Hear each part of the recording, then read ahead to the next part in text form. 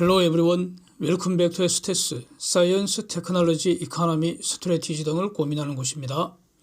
중공에서는 코로나 봉쇄, 이란에서는 히잡 착용 강제, 여기에 화가 많이 난 수많은 사람들이 지금 전국적으로 또 지속적으로 지금의 중공 정부 또 지금의 이란 정부가 싫다고 반발을 하고 있는 것 같습니다. 코로나와 히잡 두 개가 전혀 상관없는 것 같은데 여기서 공통적으로 요구하는 것은 자유인 것 같습니다. 자유. 과연 지금의 공산 독재, 신정 독재 부사뿌리고 자유 중국, 자유 이란으로 리셋해서 다시 시작할 수 있을지 앞으로 주목을 해야 할 것 같습니다. 중공의 코로나 봉쇄에 대한 반발 시위, 여기에 지금 구호가 한 3가지가 나오는 것 같습니다. 자유를 달라, 공산당 꺼져라, 시진핑 꺼져라, 뭐 이런 겁니다. 아파트 단지 등 아파트 단지 내에서 다른 도흥 주민이 코로나 확진 받았다고 모든 아파트 현관문 못질을 해버리고 아파트 단지를 통째로 담장을 둘러쳐서 막아버리고 이렇게 출입을 금지시켜버리면은 아니 그러면은 이게 졸지에 안락한 가정이 생 감옥으로 지금 바뀌어버리는 거 아닙니까? 이런 것이 과연 지속 가능하겠습니까? 지속 불가능할 거로 봅니다. 과연 얼마나 저걸 참고 견딜 수 있겠습니까? 이 자유라는 것은 원래 하나님이 주신 것입니다. 그래서 천부인권이라고 하는 겁니다. 천부인권의 의미가 자유는 원래 하나님이 태어날 때부터 주는 것이다 이런 뜻입니다. 국가가 주는 것이 아니라는 뜻입니다. 이거는 국가가 생기기 전부터 원래부터 가지고 태어나는 인간의 본성입니다. 그래서 이유 없이 간섭당하는 거 너무나 싫어하기 때문에 그래서 이유 없이 자꾸 개인의 생활을 간섭을 하면은 그거는 나의 자유를 빼앗는 것이기 때문에 그때는 목숨 걸고 즉 죽더라도 싸우게 된다. 이것이 본성이라는 겁니다. 그래서 코로나 봉쇄에 반발하는 저 몸부림이 중공은 중공 이퀄 중국 공산당 독재체제 이걸 줄인 것입니다. 그래서 중공을 부수는 그래서 중국 민주화 투쟁으로 발전할지 이걸 주목을 해야 할 것 같습니다. 자유는 국가가 주는 것이 아니고 원래 있던 것을 국가한테 강탈당했다는 겁니다. 만약에 자유가 없는 상태라면은 국가가 자유를 강탈해 갔다는 것인데 그거 돌려받는 것이 본질입니다. 그래서 자유 달라는 요구는 결국 자유를 강탈해 간 현재 집권 세력을 심판해서 그 모가지에 밧줄 걸어버리고요. 공산 마귀 세력들 싹 물갈이 해버리고 다른 세력, 다른 사람으로 교체하는 것을 의미하는 거 아닙니까? 그래서 쟁점은 저 과정이 단기간에 급속히 진행될지 장기간에 서서히 변해갈지 요거 두고 보는 거라고 봅니다. 그런데 이란과 달리 중공은 말이죠. 아직도 글로벌 시장과 지금 끈끈하게 아직도 이 커플링 되어 있습니다. 그래서 중공의 혼란이 단기간에 급속히 진행된다면 글로벌 시장이 재채기 보일 수 있다. 이런 점에서 우리 투자자들 입장에서는 주목을 해야 할 것 같습니다. 졸지에 짱돌 맞으면 아프잖아요. 그래서 이 공급망 재평이라는 것은 결국 중공과 서방 시장 간의 이 커플링을 서서히 약화시키자. 그래서 서방 시장에는 영향을 극소화하면서 결국에는 중공 시장을 서방 시장과 끊어버리겠다, 단절하겠다. 이거 아닙니까? 공급망 재편의 안고가 바로 이런 겁니다. 하여튼 그래서 27일 날 기사 보시는 것처럼 미국 시장 급락은 중공발 재채기 현상으로 해석하는 것이 맞을 것 같습니다. 중공의 코로나는 급증하는 추세가 계속되고 있는데 이제 정상적인 사람들이 코로나 봉쇄 더 이상 참지 못하겠다 그러면서 중국 전역에서 지금 심각하게 시위를 벌이고 있고 그게 더 지금 심해져 가는 그런 양상인 것 같으니까 그러면은 단기간에 이 글로벌 공급망 불안이 가중되는 거 아니냐. 이게 바로 중공발 재채기라는 겁니다. 제가 표현한 것인데 근데 이 재채기라는 것은 한번 이렇게 애치 이렇게 출렁하고는 아무 일 없는 듯이 또 지나간다. 요게 특징입니다. 그래서 너무 신경 쓰지 말아야 할 것 같습니다. 아마 짱돌 한번 맞으면 맞는 거죠, 뭐. 그래서 아직은 그 중공 저 시위의 주류는 코로나 봉쇄에 항의하는 그런 수준인 것 같은데 이제 그 주목할 거는 상하이 지역에서 상하이 지역에서 반공산당, 반 시진핑 시위로 지금 번지는 거 아닌가 여기 주목이 된다는 겁니다. 서방 같으면은 지금 백신 성능이 훨씬 우수하죠. 중공산보다도 중공산은 그야말로 기피하잖아요. 예. 예? 그래서 백신 성능도 우수한 것 같고, 그다음에 백신 접종률도 중공보다는 전반적으로 나은 것 같습니다. 그래서 이미 적지 않은 그 인구의 면역도 챙긴 것 같고요.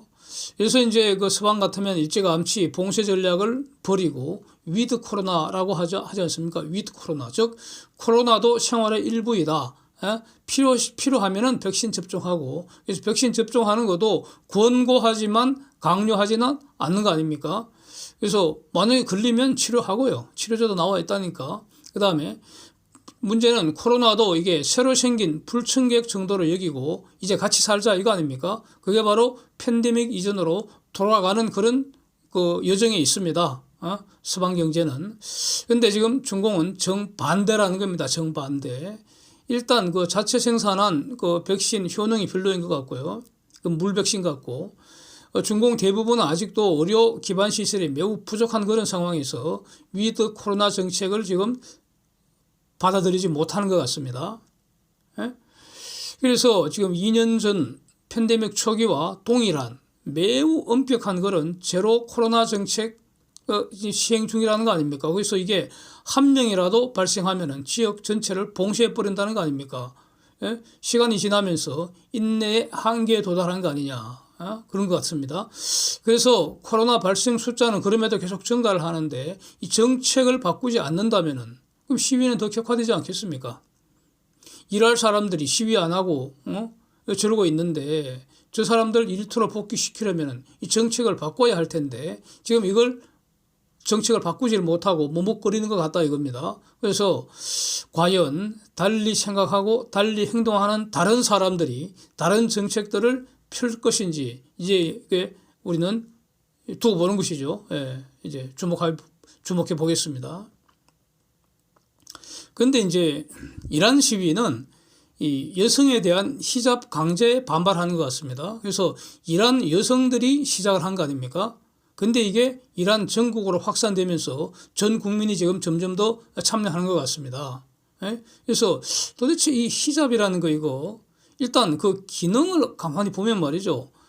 사막의 그 강렬한 햇빛, 또 열풍, 모래바람 이런 거 막아주기 위해서 남자건 여자건 불문하고 남녀 불문하고 얼굴 같은 거 몸 전체를 천으로 감쌀 필요가 있지 않습니까? 그래서 이걸 가능하게 하는 것이 바로 히잡인데 본래 기능인 것 같은데 순기능이 있다고 봅니다. 순기능. 가령 그 한국에서 저는 이제 워낙 그 등산을 좋아해서요. 또 아주 빡신 등산을 좋아하기 때문에 지금 가만히 되돌아보면 혹한기 그래서 칼바람이라고 그러죠. 칼바람 몰아치는 새벽 밤중에 그러니까 새벽에 정상 능선을 걸으려면은 그래서 정상에서 일출을 보려면은 그 새벽 한 2시, 3시부터 산을 타기 시작해야 되는 거죠. 근데 그게 혹한기, 칼바람 몰아치는, 그래서 소백산, 덕유산, 이 지리산 능선, 엄청납니다. 그 칼바람. 예. 그때는 어떻게 합니까? 눈만 빼고 얼굴 전체를 감싸는 거. 이게 본능적인 생존 대응 행동입니다. 본능적으로 이렇게 합니다. 예. 또는 한여름 떼약볕, 능선 산행, 능선. 그러니까 숲이 우거진 구간은 한여름에도요, 시원합니다. 예, 그렇게 뭐 덥지 않습니다. 이제 운동하니까 이제 땀은 범벅이 되지만, 그런데 숲이 없는 그 바위 능선길, 예? 가령 저 북한산 능선도 마찬가지고요. 그야말로 대단합니다. 8월 초를 생각해 보십시오. 와, 떼약빛. 예? 한낮 떼약빛. 그때는 자연스럽게 수건으로 얼굴을 감싸서 햇빛을 차단할 수밖에 없습니다. 예? 그 히잡 아닙니까, 그게? 예. 팔뚝에 토시 같은 거 많이 사용하잖아요. 이것도 본질은 히잡과 같은 기능 하는 거 아닙니까? 그리고 또 우리 그 옛날 그 우리 한국 사회 농촌에서 때아볕이지만 이제 그 농사를 지어야 되잖아요. 그때는 다들 수건으로 얼굴 감싸고 그러잖아요. 이게 바로 한국식 히잡 아닙니까? 또 요즘 한국 여성분들은 아무 때나 그냥 시도 때도 없이 그 얼굴 마스크 하고 다니지 않습니까? 아마도 지금 자외선 차단 용도로 보이는데 저는 저거 참 어리석은 행동 같습니다. 예. 하여튼 그래서 이 얼굴 가리개는 필요하면은 하지 말라고 해도 하는 거고요. 근데 이란에게 저 히잡은 어쩌다가 그 법이라는 이름으로 또 신의 이름으로 이렇게 강제가 되는 것 같습니다. 아니 필요하면 하는 것이고 또 하고 싶으면 하는 것이고 필요 없으면 안 하는 것이고 하기 싫으면 안 하는 것이 당연합니다. 이것이 보장이 돼야 하는데 종교의 이름으로 어떤 신의 이름으로 또 법의 이름으로 히잡 착용을 강제한다는 것은 저런 그 허접한 걸 강제하는 것은 그건 하나님의 뜻이 절대 아니라 저는 이렇게 봅니다. 하나님의 뜻이 될 수가 없습니다. 특히 여성에게 강제하는 것은 일종의 여성에 대한 억압이라는 겁니다. 자유의 본능에 반해서 억압을 관철하기 위해서는 어떻게 해야 됩니까? 결국 폭력을 수단으로 사용할 수밖에 없는 것입니다. 그래서 히잡은 수천 년 동안 수많은 사람들을 죽이는 폭력의 창구가 된 거 아니냐, 이렇게 정리가 되는 것 같습니다. 그래서 이란 여성들이 시작한 저 시위가 이 수천 년 굴레를 끊어버리고 새로운 이란을 만들 수 있을지 진짜 주목이 됩니다. 네. 그리고 또 오늘 CNBC에 러시아 관련 보도가 있는데 한번 보시죠. 아주 재밌는 표현이 있습니다. Losing is not an option. Losing is not an option. 푸틴은 선택의 여지 없이 지금 유크레인 전장에서 진다는 뜻 아닙니까? 패전 외에는 푸틴의 선택지가 없다는 겁니다. 야, 벌써 이런 이제 이런 보도가 나오네요. 이제. 네. 그래서 앞으로 시간은 좀 더 걸릴 수도 있겠지만 결국 푸틴 이후 포스트 푸틴 유크레인 어떻게 설계할까? 푸틴 이후에 유크레인 어떻게 설계할까? 이걸 이제 전체적으로 고민을 해야 할 것입니다. 저 같은 경우는 2월 초부터요. 2월 24일인가 그때 침략 개시했지 않습니까? 근데 저는 2월 초부터 만약에 푸틴이 전쟁을 시작하면은 푸틴은 절대 이길 수 없다. 이길 수 없는 전쟁을 시작하는 것이고 결국 글로벌 에너지 시장 판도가 새로 짜질 거다. 이렇게 계속 분석을 해 왔었습니다. 그래서 현재까지는 거의 정확하게 이렇게 돌아가는 것으로 평가를 하겠습니다. 최근 11월 9일인가요? 그때 FTX 그 당시에 글로벌 3등 암호코드 거래소라고 그랬는데 이게 이제 파산을 했지 않습니까?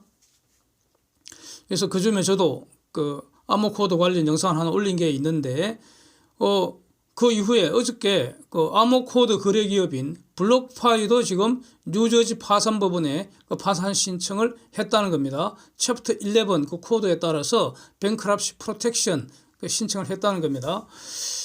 그 이전에도 가령 셀시우스나 보이즈나 이런 것들이 지금 계속 파산을 했기 때문에 암호코드 거래 기업들이 지금 줄줄이 파산 행진을 하고 있는 것 같습니다. 블록파이는 시가총액이 한 48억 불 됐었다 그러고요. 채권자는 한 10만 명 넘는다 그러는데 이게 지금 FTX에 노출이 많이 돼 있었던 것 같습니다. 그래서 FTX가 망해버리니까 같이 이제 망한 것 같습니다. 줄줄이 파산이죠. FTX는 시총이 320억 불 가량 됐고요. 채권자만 대략 한 100만 명 가량 된다는 겁니다. 그래서 이 암호코드 거래소 본질이 뭐냐? 저거는 도박장 개장한 것으로 저는 이해를 합니다. 파산은 돈 없어서 하는 거 아닙니까? 암호코드 없어서 하는 건 아니잖아요. 암호코드는 그냥 얼마든지 기본적으로는 무제한 만들 수 있다고 봅니다. 그래서 저 도박장에 돈이 계속 들어오면은 즉 더 많은 사람들이 더 비싸게 암호코드를 계속 사기만 하면은 그런 파산하는 일은 절대 없을 것입니다. 파산은 돈이 없을 때 하는 겁니다. 그래서 정확하게 지금 그 반대 현상, 즉 도박판에서 판돈을 계속 빼고 있다.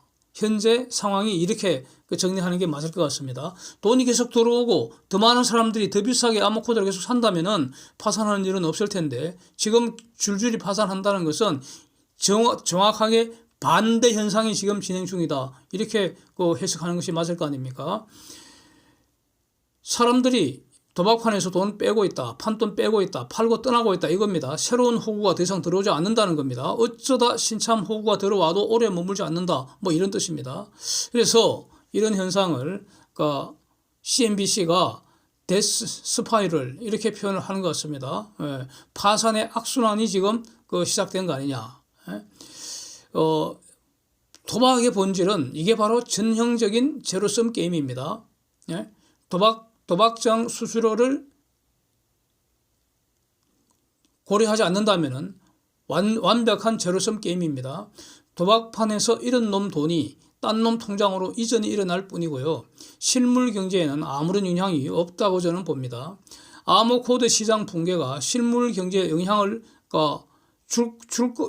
주는 거 아니냐 이렇게 걱정하는 분들이 있는데 그거는 그야말로 기우라고 저는 정리를 합니다. 암호코드 시장 붕괴가 실물 경제에 영향을 주기 위해서는 이 정상적인 금융기관들이 매우 많은 돈을 암호코드 거래소에 빌려주고 그 대부분 날리는 상황이 벌어져야 되는데 이런 일 일어나기는 지금 매우 힘든 구조입니다. 예? 그 이유를 이전 영상에서 한번 자세히 다루었습니다. 예? 그래서 반복하지는 않겠는데 그리고 이런 아직은 드러난 바도 없는 것 같습니다. 몇몇 등신 상업은행들이 좀 빌려준 게 있다 하더라도 그거는 그냥 손실 처리하면 그만입니다. 예, 아무것도 아닙니다. 그거는 찻잔 속에 태풍도 안 될 겁니다. 가령 리만 브로더스하고 비교를 하는데 그거하고는 전혀 다르죠. 리만 브로더스 같으면은 그 당시 프라임 론 기초로 해서 각종 파생 상품이 막 만들어졌습니다. 그래서 그 파생 상품을 매개로 해서 전 세계 주요 금융기관들이 다 얽히고 설켜 있었다고요. 그러니까 하나가 리먼 브러더스가 망가지니까 나머지 다 그냥 도미노처럼 쓰러진 거 아닙니까? 그런데 지금은 현재 암호코드를 기초자산으로 그런 복잡한 파생 상품이 존재하는 것으로는 보이지 않습니다. 기껏해야 암호코드 담보로 돈 대출해 주는 겁니다. 그 대출해 주는 거는 전번 영상에서 본 것처럼 큰 손실이 없을 거라는 겁니다. 줄줄이 다 망해도. 예. 그래서 이런 암호코드를 기초 자산으로 하는 파생상품 매개로 정상적인 금융기관들이 얽히고 설켜 있는 것으로 그렇게는 보이지 않기 때문에 그래서 암호코드 기업들 연쇄 파산, 즉 데스 스파이럴이 금융시장 전체로 구조적 위험으로 파급될 가능성 이건 저는 기우에 불과하다. 그거는 걱정할 필요 없다. 저는 이런 입장입니다. 네. Thanks for watching. See you next.